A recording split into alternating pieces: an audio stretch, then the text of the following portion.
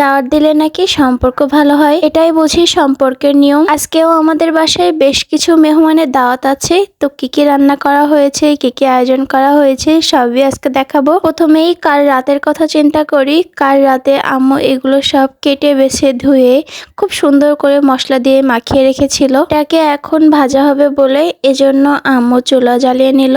আর এগুলো মশলা দিয়ে মাখানোর একটাই কারণ, এগুলো একটু ভেজে রাখবে রাতে, আর পরের দিন যেন রান্না করতে খুব বেশি কষ্ট না হয়। প্রায় 6 ভাগে রান্না করা হবে। দুটি চুলায় 6 ভাগে রান্না করতে অনেক দেরি হয়ে যাবে, এজন্য আম্মু রাতে মাছগুলো ভেজে নিচ্ছে। তখন বাজে প্রায় 7টা, আর তখন আমার আম্মু রান্না করছে। এগুলো ভাজা হয়ে গেলে আরও কিছু প্রসেস আছে। তো তেলগুলো যখন গরম হয়ে গেল তখন আম্মু এর ভিতরে পার্শে মাছ, যেটাকে আমরা সাতক্ষীরা ভাষায় বলি পার্শে, তো সেই পার্শে মাছটা আমরা তেলের ভিতরে এক এক করে দিয়ে দিব। তারপর অন্য চুলায় দিয়ে দিব ট্যাংরা মাছগুলো। এই ট্যাংরা মাছের সাইজ কিন্তু অনেক বড় বড় ছিল। আমাদের বাসা সহ প্রায় 30-35 জন মানুষ আসবে কাল, আর এত কিছু রান্না করা একার পক্ষে কখনোই পসিবল না। অবশ্য আমার আম্মুর সাথে আমার নানি আফুও ছিল, তারা দুজন মিলেই সবকিছুর আয়োজনের ব্যবস্থা করেছে। রাতে মাছ ভাজা প্লাস গোশগুলো বের করে রেখেছিল। এটা কিন্তু সকালের ভিডিও। সকাল সকাল উঠেই দেখলাম যে আম্মুর গোশ রান্না শেষ হয়ে গিয়েছে, কারণ আম্মুরা অনেক সকাল সকাল উঠে আমাদের সকালের খাবার রেডি করে এই গরুর গোশ চাপিয়ে দিয়েছিল। আর গরুর গোশটা দেখুন কত লোভনীয় লাগছিল, তাই না? আমি তখন একটা দুইটা পিস তুলে খাওয়া শুরু করে দিয়েছিলাম, আর খেতে খেতেই এই ভিডিওগুলো নিচ্ছিলাম। এটা হচ্ছে মুরগির গোশ, দেশি মুরগি। আর অন্য সাইডে আম্মু ডাল ডিম রান্না করছিল, তাতে দেখলাম একটু গরু ঝালও দিয়ে দিয়েছে, ঝাল কম হয়েছে নাকি।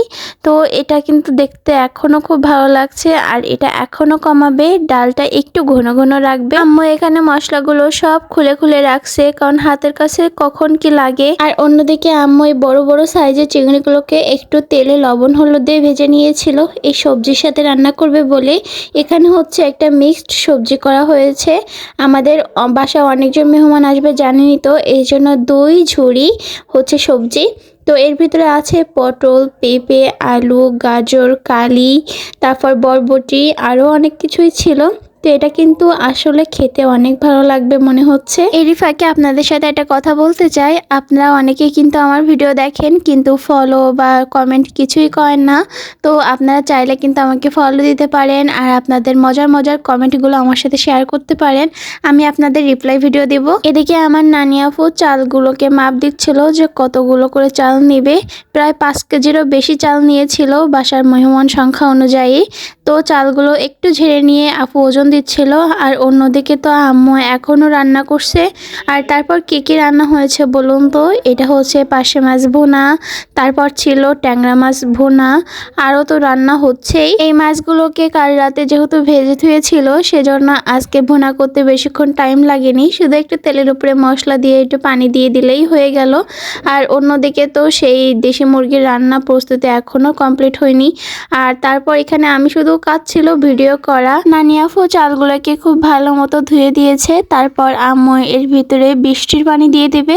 যখন বৃষ্টি হয় আম্মু এভাবে পানি জমিয়ে রাখে, আর বৃষ্টির পানি দিলে কিন্তু ভাতগুলো অনেক ঝুরঝুরে হয়।